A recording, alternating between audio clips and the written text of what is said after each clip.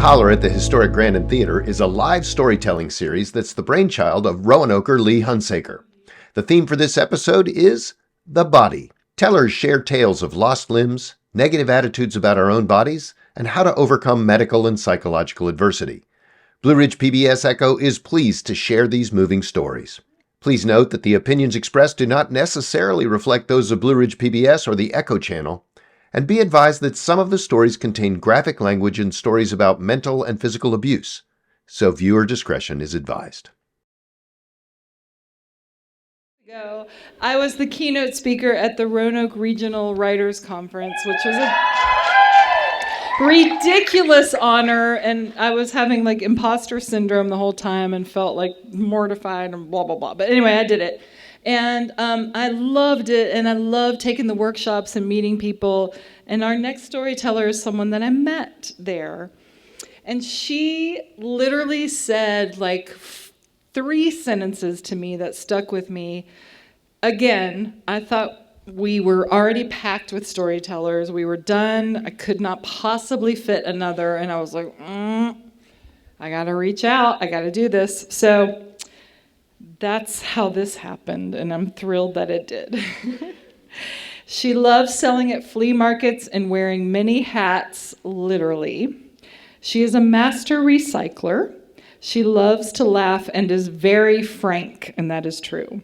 She loves honesty and minions.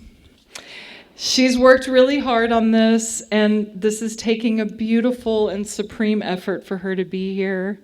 And this is an extra lean in for Karen Marie. I'll be speaking tonight about a body part. It is the voice. 70 years ago, when I was 7, I stood on a stage to sing with the church's children's choir and proceeded to throw up and poop my pants. Thus ending my dreams of a performance career before it ever really started. You see, and here I was born with a really deep voice. I was born with this voice that you hear today. My mother would take me and my sister down to this little grocery store. And the owner would ask me, he'd get a big chuckle out of this, "What's your name, little girl?" And I said, "My name is Harry." Problem is, he would get a laugh, but my name is Karen. And I was 3 years old, so I had that voice. That's me when I was 7. Now, going through the growing up years, and so that little girl had this voice. Now, going through the growing up years, I remember being laughed at, bullied, and made to feel bad about my voice as I attempted to sing like all the other girls during the rock and roll years. I remember in 2nd grade being asked by the singing teacher if I had had my adenoids out, because they didn't know what was coming out here. Junior high, I joined the pep chorus. They had me sing one day alto, one day soprano. They didn't know what to do with this voice. A girl did not sing boys' parts back then. And guys, they did not want to date a girl whose voice was deeper than theirs. In school, I could not stand up in front of a class.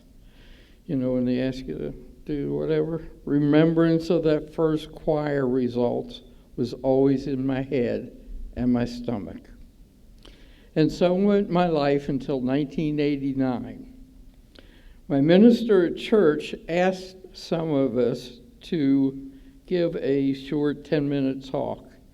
And he asked me, and he knew about my stomach upsets and stuff.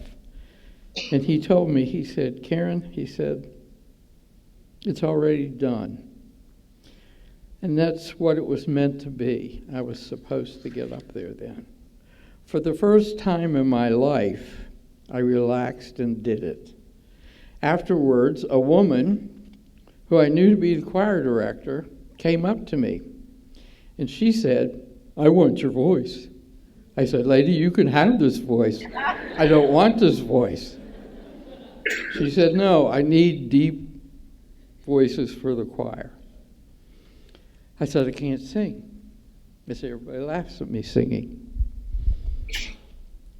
So she said, "You know, that's just another muscle. It needs to be exercised." I said, "Okay."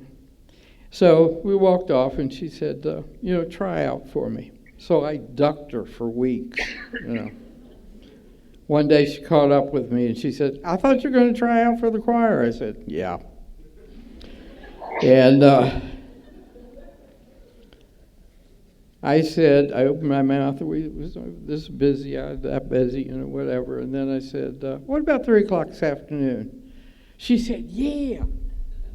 Here's my address. Come to my house." So I went to her house. She gave me a nice hot cup of tea, set me down. And then she went over and sat on the piano bench. She said, "Come here." So I did. And she said to me, "What would you like to sing?" I said, And then I said, "How about Amazing Grace?" She said, "How about Amazing Grace?" And I said, "How about Amazing Grace?" Yeah, that's a song that goes up and down, up and down. She said, "Okay, what can you sing?" So I thought back to my Baptist childhood, and I said, "How about Rock of Ages?" You know that one? That's real simple. So I sang Rock of Ages with her, and I warbled, and at the end she said, "Oh, you're in the choir." I said, "Oh." So I went to the first rehearsal. She put me with tenors. If any of y'all know anything about music, tenors is a high guy's voice. So I struggled with that for weeks, and my throat hurt real bad and everything. Then one day I heard this really nice, deep voice off to the right of me. And I said, "Who's that?" And they said, "That's Norm." I said, "What is he singing?" "Baritone bass." I asked her, I said, "Can I go stand with him?" "Yes, you can."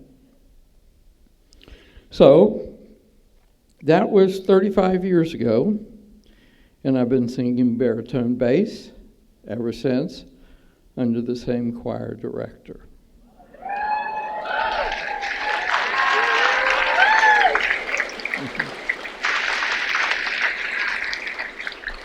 I love my voice, and someone finally recognized that I do not have a girl's voice, and she has let me sing with that voice I was born with.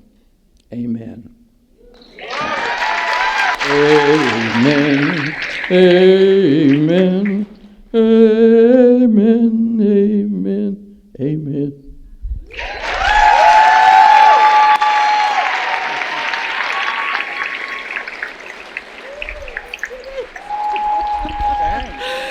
Y'all, Karen Marie. I begged her to sing and she said no, and there she is. So beautiful. Oh my gosh.